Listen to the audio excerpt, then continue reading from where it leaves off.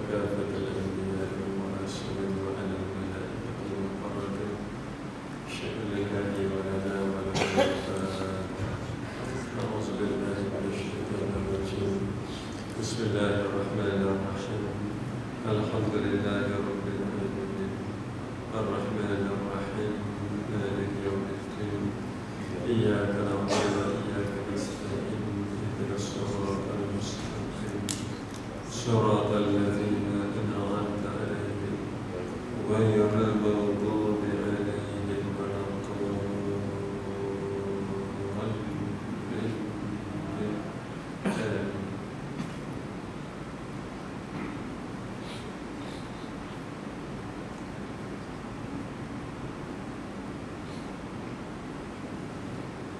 بسم الله الرحمن الرحيم الحمد لله رب العالمين وبه نستعين والصلاة والسلام على رسول الأمين وعلى آله وصحبه أجمعين. سبحانك لا علم لنا إلا ما علمتنا إنك أنت العليم الحكيم ولا حول ولا قوة إلا بالله العلي العظيم.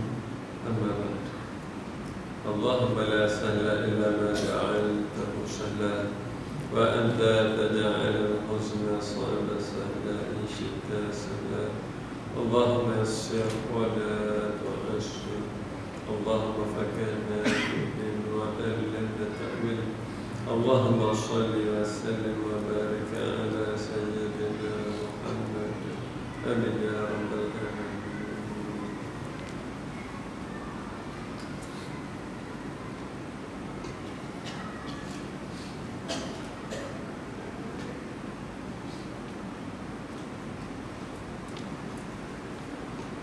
Muslimin muslimat hadirin hadirat yang berbahagia dan dirahmati, alhamdulillah. Alhamdulillah yang pertama bila sama-sama kita bersyukur kepada Allah Subhanahu wa taala kerana dengan izinnya dapat sama-sama kita bertemu dan berada di dalam sebaik-baik tempat dan sebaik-baik majlis. Mudah-mudahan kita harap kita mendapat ilmu yang bermanfaat. Kita mudah-mudahan kita harap masa kita masa yang berharga dan diberkati. Mudah-mudahan kita harap kita mendapat balasan yang baik dan menjadi bekalan yang banyak di akhirat dan di dunia. InsyaAllah kita sambung bab salatul jamaah. قال المؤلف رحمه الله تعالى ونفعنا بالعلوم في الدار الآمن.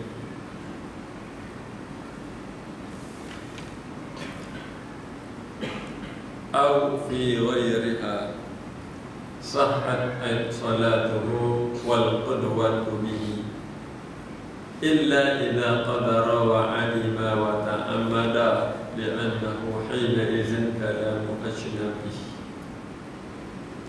وحيث بطلت صلاته هنا يبطل الاقتداء به لكن للعالم بحاله كما قال الماوردي واختار السبكي ما اقتضاه قول الإمام ليس لهذا قراءة غير الفاتحة لأنه يتكلم بما ليس بقرآن بلا ضرورة من البطلان مطلقا.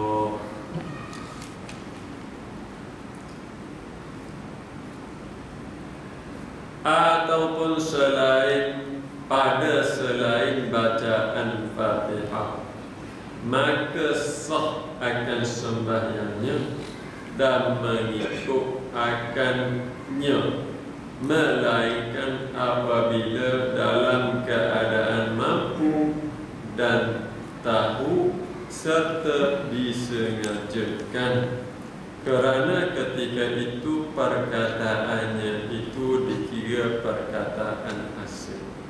Baik, sambungan pada bab syarat sah mengikut imam. Jadi sambungan yang lepas wala qudwah, tidak boleh seorang makmum mengikut akan imam yang ummi, yang bacaan dia tidak betul. Lalu dibahaskan sesiapa yang bacaan tidak betul, yang 2 bulan lepas, sesiapa yang bacaan dia tidak betul, Fatihah dia tidak betul. Yang lepas dia bahas Fatihah. Fatihah dia tidak betul, walaupun satu huruf tidak betul, maka kalau tidak cuba dipelajari untuk memperbetulkannya, tidak sah sembahyangnya. Apabila sembahyang imam tidak sah, maka makmum pun tak boleh mengikut imam tersebut. Kalau seseorang itu solat seorang diri sekalipun tetap tidak sah kalau bacaan Fatihahnya itu salah, yang kesalahannya tidak dimaafkan, sama ada mungkin boleh merubah makna ataupun menjadikan tidak ada apa-apa makna pada bacaan yang dia salah baca tersebut, yang menyebabkan kata ulama itu bukan Fatihah. Kalau kamu tak ada usaha untuk memperbetulkannya, tak pergi menghadap guru, tak cari tu guru untuk betulkan balik bacaan, dia kira kekal macam tu sahaja, maka selama-lamanya tidak sah. Itu dalam masalah bacaan Fatihah. Baik. Adapun selain daripada Fatihah malam ni, selain daripada Fatihah, kalau tak faham tuan-tuan tanya, tak ada masalah. Ataupun selain daripada Fatihah, maka sah sembahyangnya. Silap pada bacaan selain pada Fatihah. Fatihah itu rukun. Selain daripada Fatihah, tiba-tiba dia baca ayat-ayat lazim ataupun surah-surah yang lain, tiba-tiba ada kesilapan. Wal qudwah, dan orang mengikut imam tersebut walaupun terperasan, insya-Allah ni masih sah. Illa, minta maaf, dan orang yang mengikutnya tetap sah. Dia sebut macam tu saja, melainkan apabila mampu, tahu dan sengaja. Kalau sengaja dia baca salah, yang tu tetap membatalkan sembahyang. Sebab apa? Sebab kalau dia sengaja baca salah, dia tak yakin betul ke tak, jika salah, dia pun buat rekod-rekod sendiri. Kadang-kadang nak suruh siapa hujung tu juga, kadang-kadang satu ayat dia lupa, dia pun ayat Quran ni kau yang mau ambil ayat lain, sambung, jadi habislah juga ayat tu. Kadang-kadang dia tahu dah salah. Apabila macam tu, itu bukan Al-Quran. Sebab dalam Quran lain ayat dia. Sekarang kamu ambil ayat lain, letak kat tengah tu supaya nak cukupkan, nak sempurnakan ayat tadi. Sekarang yang kamu baca tu bukan Al-Quran. Kalau sengaja dilakukan sedemikian, walaupun pada surah, bukan pada Fatihah, maka tetap membatalkan solat. Jadi kalau kita lupa untuk nak baca, ayat ni lupa pula nak tinggal nak mula. Sebab tu sebagai orang dia mula dengan ayat ataupun surah yang lain. Tersakut-sakut, terikut-ikut, tersekat-sekat, nah dia mulakan dengan ayat yang lain. Sama ada dia ambil surah lain dan sebagainya.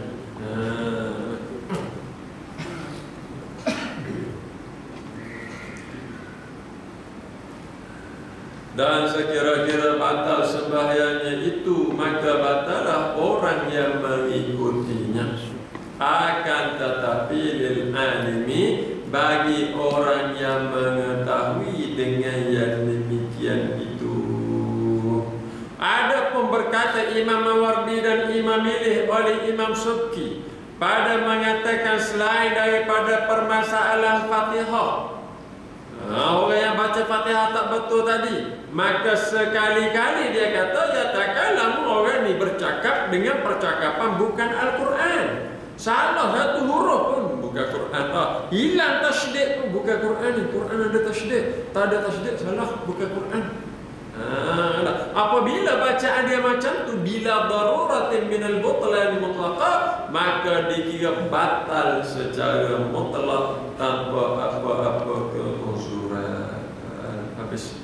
Walau iktada, dan keseterusnya, sekiranya mengikut dengan mereka yang disangkakan ahli, orang yang layak menjadi imam.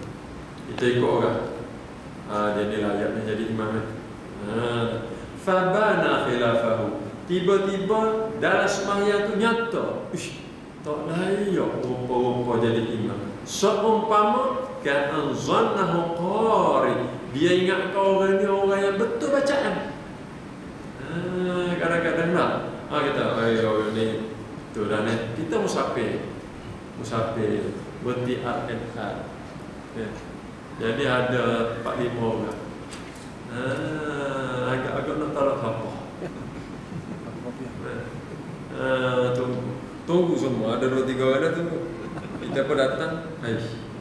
Kalau aku takbir, pokok ni ikut aku ni.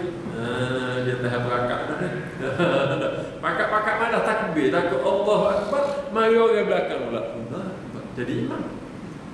Sebab tu setengah orang tu rapat di ini belakang. Dia tak nak ikut tau. Nah, ada juga mari ikut. Ikut lagi. Aku duduk tepi dah tu.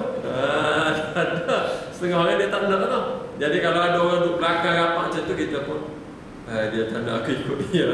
Ada sebab dah tu. Macam tu ialah. Tiba-tiba macam mana? Tak tahu siapa. Biasanya orang tengok siapa pakai kopiah masa tu. Kalau tengok tak ada laka kopiah. Masa ambil wuduk ada kopiah. Tak ada kopiah. Nak pilih apa mana nak jadi imam. Tengok janggut panjang pula. Janggut tak boleh nak sembunyi lah. Tak boleh nampak. Haji dia tak cakap sebab janggut panjang. Haji ini pun tengok tak ada janggut pula gitu. Jadi dia pun segan lah naik juga. Biasa segan. Segan naik. Kalau kita buka ahli jangan naik lah. Minta apa taubat lah, saya tak boleh minta macam tu. Tiba-tiba naik. Ada juga yang terlalu berani pun ada. Tak ada orang aku. Dia naik pula. Wah ini bijak ingat kau zero, rupanya hero. Tengok biasa aja penampilan dia. Jadi kita pun okey, apa dia jadi imam? Allah salah dah. Sudah. Kalau Allah salah dah, tak apa, tak payah ikut. Tapi kalau dalam sembahyang dah, Allahu Akbar. Hello. Bismillahirrahmanirrahim. Sudahlah, tak betul. Kita ikutlah dia. Tu yang disangkakan, kita sangka dia ahli sebagai imam, tiba-tiba nyata khilafuh, bersalahan dengan sangkaan kita. Ingatlah dia, tak boleh ni, tak betul bacaan. Seumpama orang yang kita sangka dia qari, orang yang betul bacaan, rupa-rupanya tidak. Ghairu ma'mum, biasa juga berlaku. Ataupun kita sangka dia bukan makmum. Dia sudah sembahyang, kita buat Allahu Akbar. Rupa-rupa baru perasan dia ikut orang hadapan. Rajulan, ataupun kita sangka dia lelaki. Ingat lelaki, rupanya perempuan. Dengar-dengar ada Syekh Mesir mari kat surah kita ni. Jadi masuk hari tu ada tudung gitu kakak. Ni dah Syekh Mesir. Tengok dah tahiyat itu pun Allahu Akbar. Tu tahiyat. Dia apa? Assalamualaikum. Bukan Syekh Mesir ni. Dia pakai perempuan ni. Ingat kau Syekh ni perempuan, rupa-rupa salah. Kita ikut dia lah. Kita sangka dia ahli. Ahli ni maksudnya orang yang layak jadi imam. Kalau kita lelaki, mesti lelaki yang layak. Kalau kita nak ikut dia, pastikan dia tak ikut orang lain, baru dia layak. Ataupun dari segi bacaan dia betul, baru dia layak. Ataupun orang berakal, orang waras, rupa-rupanya tidak. Nak boleh lewat pukul 2.30. Alhamdulillah ada lagi sudah sembahyang. Kita apa? Allah Akbar, ikut dia. Dah ikut dia. Allah dia pun rokok, kita rokok. Insya Allah dia mudah. Allah rokok sekali lagi. Iman rokok sekali lagi. Insya Allah dia mudah.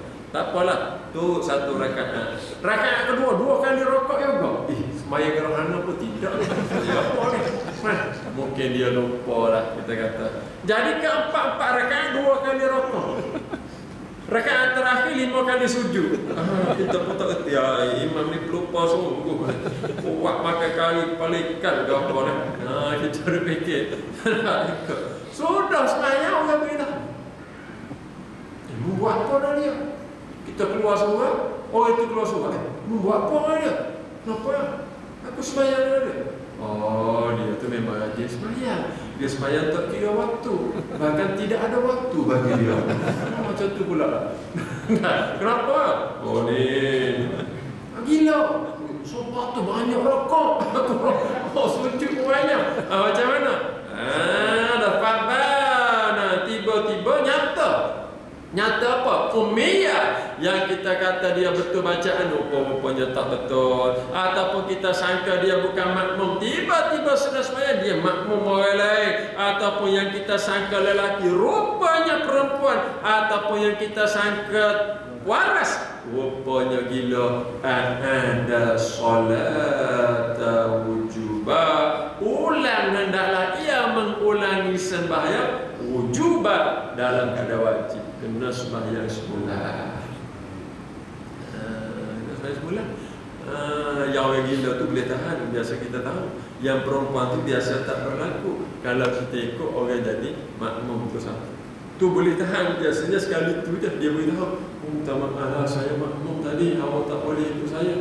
Apa? Kalau ummiyah, ya tak betul bacaan tu masalah. Kita pula tidak belajar. Akhirnya kita tak tahu dia salah bacaan dan kita ikut dia dalam keadaan kita tak tahu macam mana salah itu. Fatihah dia tak betul. Zuhur dengan asar kan? Zuhur dengan asar. Baik, untuk sembahyang fardu zuhur dan asar, tiba-tiba kita pergi, kita tak kenal dia. Tak kenal RNR ke apa ke. Tak apalah ikut dia.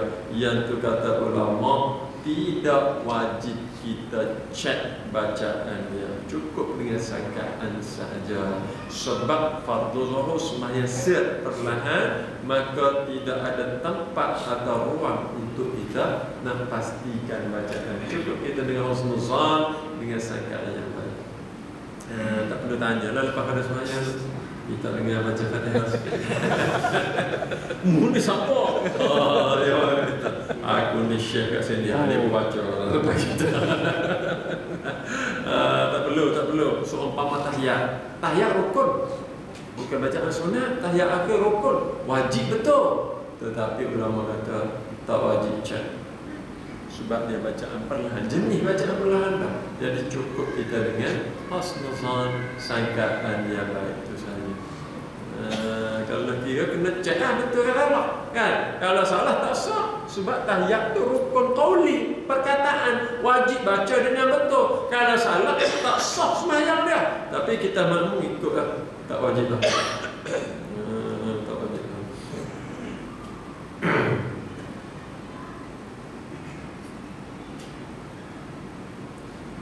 A'ada salatu wujubah, hendaklah ia mengulangi sembahyang dalam keadaan wajib, litaqsirihi, kerana dikira lalai, bitarkil bahsi fi dzalika, dengan meninggalkan selidik pada yang demikian itu. Tak buat penyelidikan terlebih dahulu.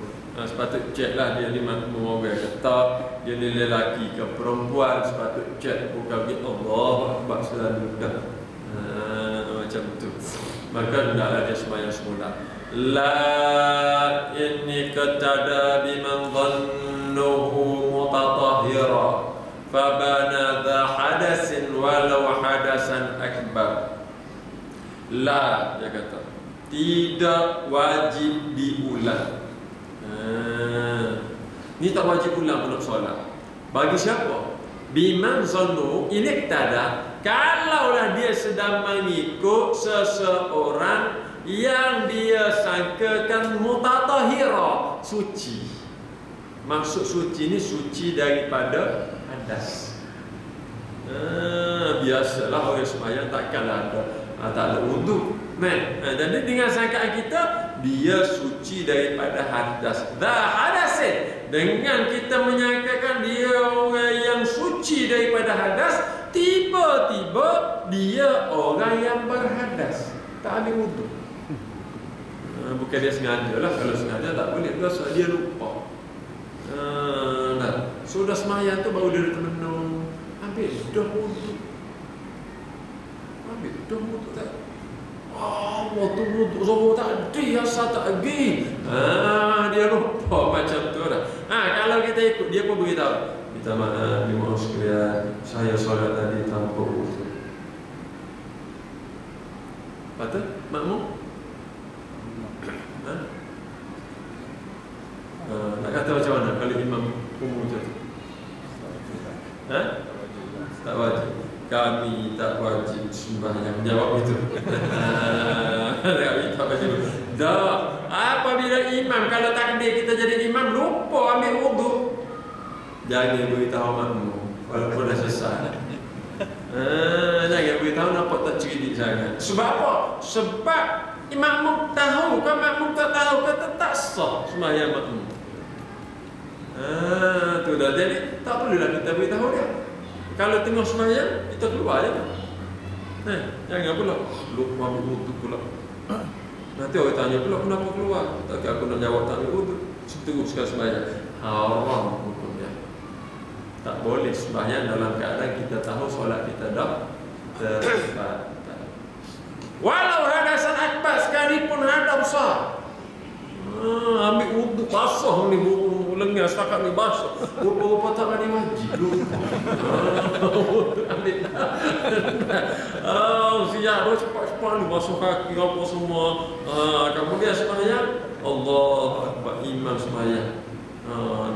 Makmum tanya, tak ada dia lagi ni imam. Nampak rambut kering lah.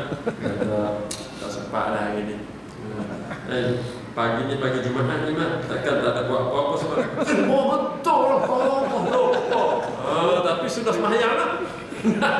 Sudah sembahyang lah. Lupa Allah. Allah, terima kasih Nabi tahu. Jadi makmum macam mana? Sah, tak ada masalah. Ya, seorang makmum tak sah juga sebab lupa juga mandi wajib. Saya lupa juga imam mana-mana cuma lupa. Lupa tu kena sembahyang semula. Tapi kita ikut dia. Kalau bab masalah wudu ataupun hadas besar, lupa mandi wajib, tak wajib ulang. Sebab apa kata ulama? Sebab keadaan tersebut tak memungkinkan seseorang dapat cek, bukan kerana kelalaian makmum. Kalau ada najis, kalau imam perempuan tu kelalaian makmum, dia tak cek dahulu. Manakala wudu tak ada ni, tak boleh nak cek, tak boleh nak pintar. Tak mandi ada apa tak boleh nak cek. Oleh demikian, kesalahan imam dari segi tidak ada wudu ataupun dalam keadaan berhadas besar, maka tidak terkesan pada solat makmum.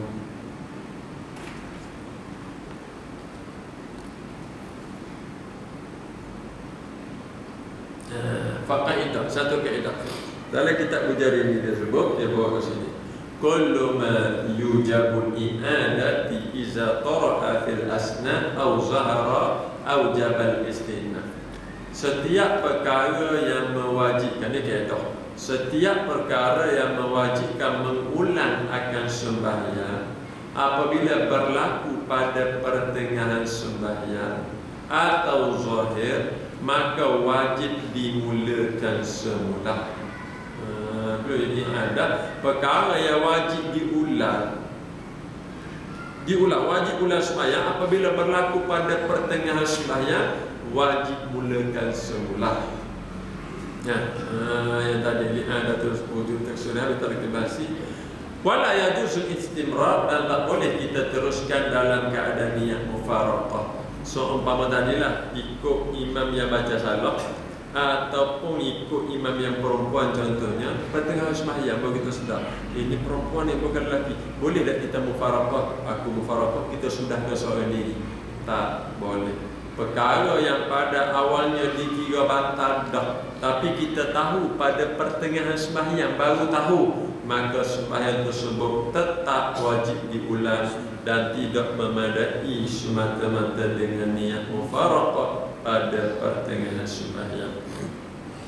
Baik, sambungan balik hadas. Au dha khabasin khafi, ataupun imam mempunyai najis yang tersembunyi.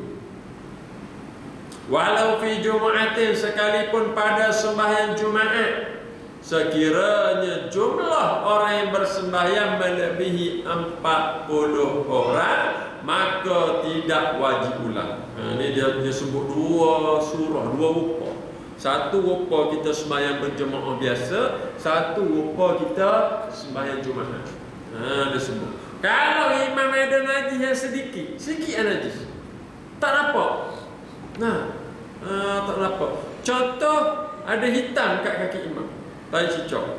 Hak putih tak ada, hilang. Jadi orang tak dapat nak detect lah mula. Ni apa hitam aja ni?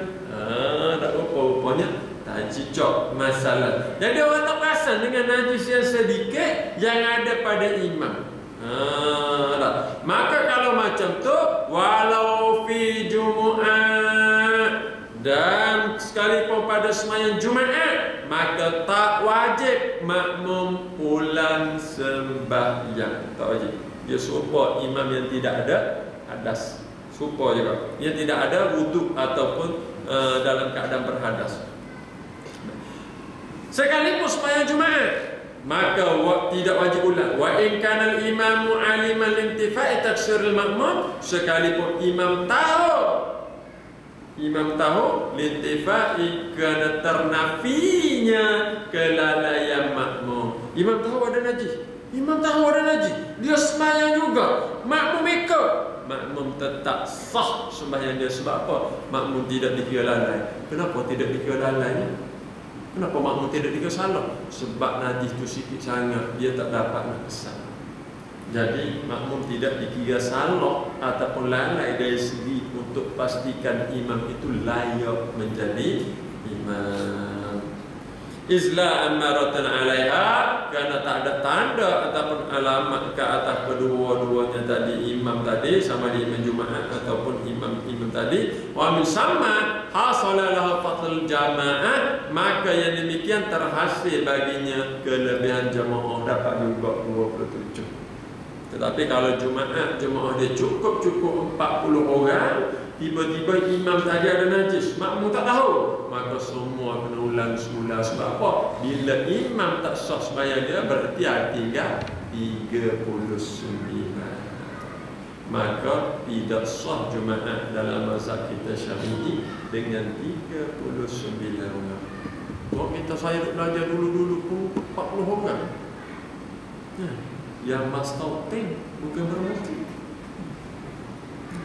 Sebab tu bila orang persoalkan Masjid Negara, dia kata tak, semua sekeliling tu bangunan kerja semua. Tu saya tak tidak jawab kepada mufti. Untuk kita yang selamat, untuk kita sini yang mastautin menetap 40 orang ke atas. Bukan 40 rumah, 40 orang yang cukup syarat. Maksudnya, kalau kita lelaki, mungkin ada dengan kita anak lelaki yang dah cukup umur. Ada 2 orang, berarti satu rumah 3 orang dah. 3 orang berarti 13-14 rumah cukup lah. Tapi kalau banyak gitu, kita tak payah bilang, tak payah 3 dah. Kalau banyak, cukup dengan cukup ni 40 orang. 40 orang yang layak, maka wajib didirikan Jumaat. Kalau tak cukup 40 orang, tak wajib Jumaat. Orang mastautin ni dia menetap dalam hati dia nak duduk kekal. Kalau bermukim, dia menetap dalam hati dia, tak lama ni, lepas ni aku pindah ke lain. Itu bermukim tak kira, dia kira mastautin yang tetap menetap di situ.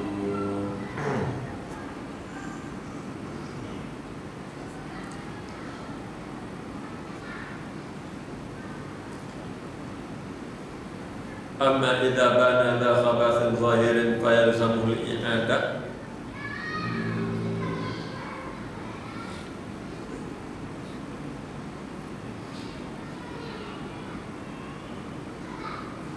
Baik, faedah. Satu faedah.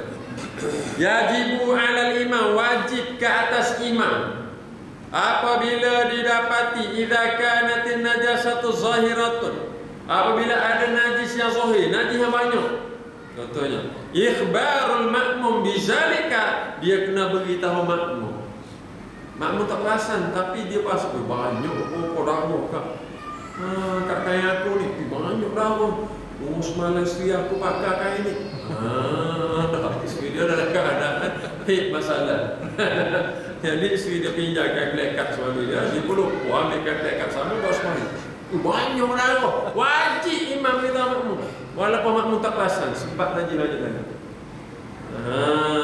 Tak wajib kena beritahu makmum. Ikhbar makmum liyu'idu salatahu, untuk mengulangi sembahyangnya, akhzan min qawlihim, mengambil kira dengan perkataan ulama, law ra'a ala sawbi musalli najasah wajib ikhbaru biha, kalau seseorang tu tengok ke atas orang pakaian orang yang bersembahyang ada najis, wajib beritahu akan najis tersebut. Sekiranya tidak diberitahu, maka dia dikira berdosa. Serupa dia kata perkataan, kalau tengok pakaian orang ada najis, beritahu dia. Orang ni tersalah aurat, beritahu dia. Orang ni seluar dia koyak kat paha, beritahu dia. Masa dia sembahyang, sentuh dia. Pak sentuh, dia pun terperasan kenapa sentuh, minta maaf tuan, solat tuan dah batal. Tapi masalah kita ni orang jahil terlalu ramai, itu masalah. Kenapa tak tegur saya selepas saya bersalah? Dia marah kita balik. Itu mengganggu orang sembahyang. Kata sembahyang apa? Yang aurat terdedah. Aurat terdedah bukan orang sembahyang, nampak je serupa sembahyang, tetapi sebenarnya tidak sembahyang. Saya sembahyang. Berkelahi dengan dia. Akhir sekali malah aku tegur ikut rumah aku dia. Dia jadi macam itulah akhir sekali. Itu masalah. Masalah lah bila kita hidup dalam masyarakat yang jahil, masalah. Kita nak buat yang betul pun jadi payah. Wajib tegur. Allah kata wajib tegur. Allah kata wajib tegur. Contohnya ada najis kat pakaian dia. Tapi aku nak tegur. Dia kata apa dia sudah sembahyang. Tapi kalau masyarakat tu masyarakat yang belajar, dia dengan lapang dia menerima teguran. Tak tiba-tiba sentuh. Dia pun rasa sentuh. Orang sentuh tanpa takbir, berarti dia tahulah sentuh kesalahan dia tau. Masa sembahyang. Ya, minta maaf tuan, solat tuan batal. Batal kenapa? Ada najis. Terima kasih. Terima kasih. Oh, duit tak bawa, minta maaf. Terima kasih saja. Ada dia nak bagi duit lah, sebab awak selamatkan solat saya. Jangan nak cari macam tu. Nak cari macam tu banyak. Dia orang yang betul-betul bagus, sebab ada tempat. Dia tanya, Ustaz, macam mana kalau Ustaz yang mengajar tu yang mengajar tafsir, tapi dia silap baca bagi, kita nak tegur ke macam mana? Ataupun nak biarkan saja? Dia mengajar Al-Quran tu tapi dia silap baca, letak bagi. Saya kata tegur. Kalau tegur, tegur pula dengan penuh adab. Bila kita tegur guru, bukan guru, anak kita tegur pun biar penuh adab. Tak boleh nak suka selana perkataan tak elok. Kita hukum dia lebih daripada kesilapan yang dia buat. Tak boleh macam tu.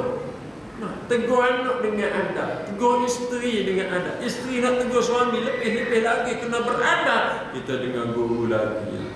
Minta maaf Ustaz, saya ajar dia. Kalau tegur, minta maaf Ustaz, saya boleh Ustaz baca sekali lagi tak ayat tu, saya silap dengar kau. Cara kita nak tegur di khalayak ramai. Kena tegur lah. Kalau tak tegur, kita biarkan dia mengajar ilmu yang tak betul. Tak boleh. Kita tahu dia buat masalah, kita biarkan. Kita dikira melakukan kesalahan. Allah. Saya pergi beli burger. Jadi saya tanya orang jual burger tu, sembahyang maghrib macam mana? Masa mana sembahyang maghrib? Sebab saya kenal dia, kalau tak kenal tak tanya orang. Nah, tak kenal itu boleh RM15 kalau tanya macam tu. Nah, tapi sebab kenal kita tanya dah dia. Tanya buka pukul 6, tutup 1-2. Lepas tu semayang maghrib macam mana? Gitu lah Ustaz. Gitu. Saya dah kepala gitu tu. Maksud dia tinggal kedai cepat-cepat semayang gitu kau. Gitu-gitu tu macam mana? Dia tanya gitu. Biasa tak tanya, itu tanya untuk semayang. Dia pun malu dia. Dia mampu malu dia tak. Sebenarnya bila Ustaz tanya macam tu, saya serba salah lah dia. Serba salah. Nak saya gitu, Ustaz lepas gitu. Tapi bila saya balik, saya semayang isyak, saya keluar maghrib. Dia letak waktu sendiri. Bila saya balik, saya solat isyak dan saya keluar maghrib. Saya kata tak boleh. Tak boleh macam tu lah, tak boleh. Saya sebab saya kenal dia, saya rapat dia, saya sayang dia, saya tegur juga. Tak boleh kata. Kesian dia nampak dia orang baik, orang bagus. Orang bagus dia, orang baik, tegur, cakap elok. Jadi kita pun sayang kalau boleh dengan sebab itu boleh masuk neraka. Kita pun tak tahu lagi syurga ke apa, tapi nak tolong dia lah. Sebab tu jelas sangat kat neraka. Ya, sebab kita sayang dia, kita cuba tolong dia. Jadi tak boleh lah macam tu.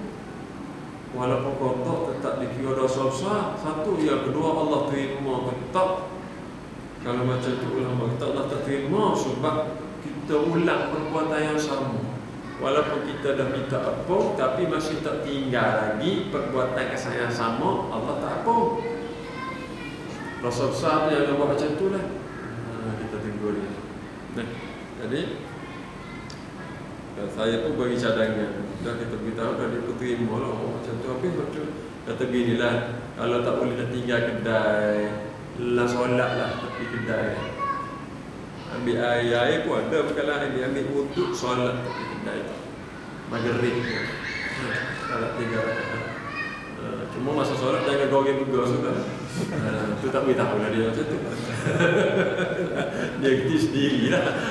Cuma saya kata solat kat situ. Dia pun solat kat situ. Tempat tepi jalan ni, tepi jalan orang lalu, apa kereta orang lalu jalan kaki, memang strategik. Kalau saya solat kat sini, nanti orang tengok ke sana. Bila orang tengok macam mana pula kalau saya riak. Dia teriak pula. Teriak apa ya? Nah, hak riak tu letak tepi. Nombor 1 semayang tak boleh tinggal. Dia duduk fikir takut riak. Semayang ni kata. Boleh jadi dengan semayang tu orang lain ambil pedoman. Boleh jadi orang lain ambil pedoman. Dia sibuk-sibuk jual semayang jaga. Mungkin orang lain ambil pedoman. Aku pun tak boleh lah macam tu. Nak mungkin orang ambil pedoman dengan solat. Jadi kalau orang buat silap wajib tegur. Tak kira siapa lah. Orang ni marah, kau tak marah wajib tegur. Nabi siapa orang nak bunuh, dia tegur kesilapan orang. Tegur sebab berhala ni salah, tak boleh. Tapi dengan baik tegur. Siapa orang nak bunuh, memang bukan ugut, memang nak bunuh lah. Tapi kena tegur silap orang. Rehat satu muka, kena tegur seumpama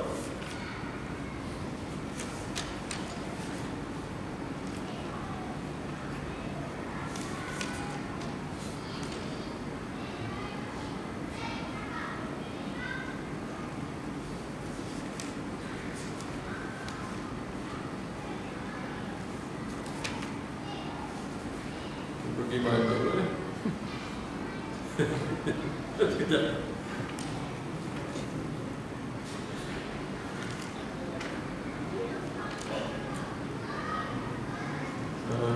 Baik. Lau ra'a sabiyya, seumpama siapa-siapa yang melihat kanak-kanak yang berzina bisabiyatin dengan kanak-kanak perempuan, wajib ia teguh yang demikian itu. Supaya mau tengok orang sembahyang, tak sah ni ada najis, wajib teguh. Wajib teguh. Sebagaimana kamu tengok budak-budak perempuan dengan budak-budak lelaki berzina, wajib teguh sama lah. Ni budak tak boleh berzina, aku nak teguh, nak halang dia. Yang tu kenapa tak halang? Dia dah buat kesalahan dalam solat. Ulama kata macam tu, li'anna nahya 'anil munkar kerana menahan seseorang daripada kemungkaran tidak terhenti sama ada dia tahu ataupun tidak. Orang semayang itu dia tak tahu. Dia semayang juga tahu ada najis. Dia tahu tak tahu apa? Wajib kita beritahu dia. Sebagaimana anak tadi, dia tak tahu pun berzina itu dosa, dia tak ada ilmu tentang perkara tersebut. Ya, ilmu tahu tak tahu, wajib kita cegah. Sama kira-kira apa sekalipun, wajib kita cegah. Amma idza bana dha khabath zahirin fayalzamuhu al-i'adah ala ghairil a'ma li tafsirihi. Adapun apabila nyata imam mempunyai najis yang zahir yang banyak, maka wajib bagi makmum mengulang selain daripada makmum. Ada seorang makmum tak wajib ulang, orang lain semua wajib ulang. Imam yang ada pakaian najis tadi, orang lain semua wajib ulang, dia seorang tak ulang. Makmum mana? Boleh buat teka-teki lah. Teka-teki sama hari keluarga. Teka-teki agama. Orang lain wajib ulang sebab imam ada najis yang jelas pada pakaian dia. Seorang makmum tak wajib. Sebab apa? Sebab dia buta. Tapi ada seorang lagi dia buta, wajib dia ulang. Sebab apa? Sebab dia buta sebelah. Untuk air keluarga. Kalau dia buta dua-dua belah, tak wajib. Wa huwa ma bi zahiri sawab, iaitu apa yang zahir pada pakaian. Wa in hala bainal imam wal makmum hail, sekalipun ada halangan di antara imam dan makmum tadi. Saf yang banyak, orang belakang tak nampak, imam wajib beritahu, minta maaf, pakaian saya najis banyak sangat, kena ulang semua. Sekalipun perempuan ada tapir, minta maaf, sesungguhnya saya semuanya tadi sebenarnya pakaian saya sangat-sangat najis, jadi minta orang lain ikut saya ulang balik akan sembahyang. Wal auja fi dhabti ayakuna bihaisu law ta'ammalu makmum rahu wal khafi bi khilafi. Pendapat yang ujah mengatakan, pendapat yang kuat mengatakan kalau makmum perhati nampak najis tu, berarti jelaslah banyak lah. Kalau perhati sikit, oh ada najis, cuma tak perhati je tak nampak, tu dikira najis yang jelas. Wa sahha al-Nawawi fi tahqiq ada wujubul i'adah mutlaqa, dan telah mengesahkan oleh Imam Nawawi, kata dia tidak wajib ulang secara mutlaq, sawa'un dzakana al-khabith alladhi tabayyana fil imam zahir aw khafi, sama ada najis yang ada pada imam tu zahir ataupun tidak, maka kalau makmum tak tahu, tak wajib ulang, kata Imam Nawawi. Jadi kat situ ada dua pandangan ulama pada masalah najis yang banyak pada pakaian. Kalau najis sedikit, ya sah, tak ada salah. Najis yang banyak, kalau makmum tahu, yang tu makmum wajib ulang. Tapi kata Imam Nawawi, ya satu lagi, makmum tetap tak wajib ulang sembahyang mutlaka, secara mutlak. Wallahu a'lam wa sallallahu alaihi wasallam wa ala alihi wa sahbihi wasallam. Walhamdulillahi rabbil alamin.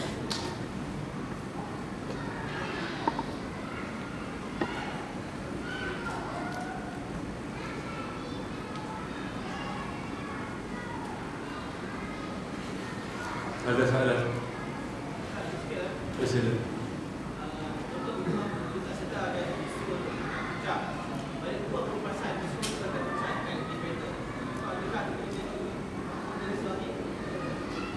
Bisa pecah. Dia tak perasan. Imam balik rumah baru perasan. Jadi agak-agak pecah bila.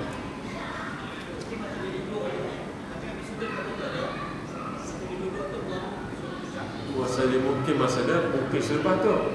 Sekarang tak tahu. Tak tahu bila pecah.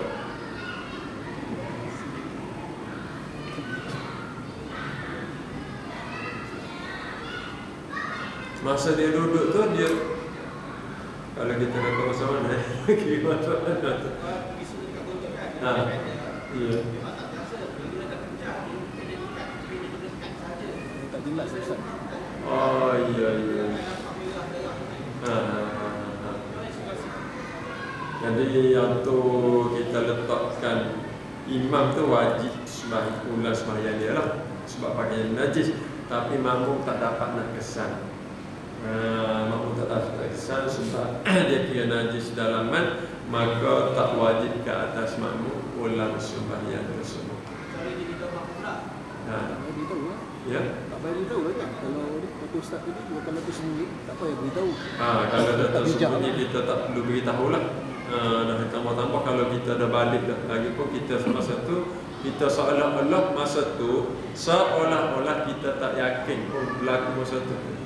Kalau kita yakin, kita perasan dah masalah balik rumah. Kat situ pun kita dah ragu-ragu dah sebenarnya.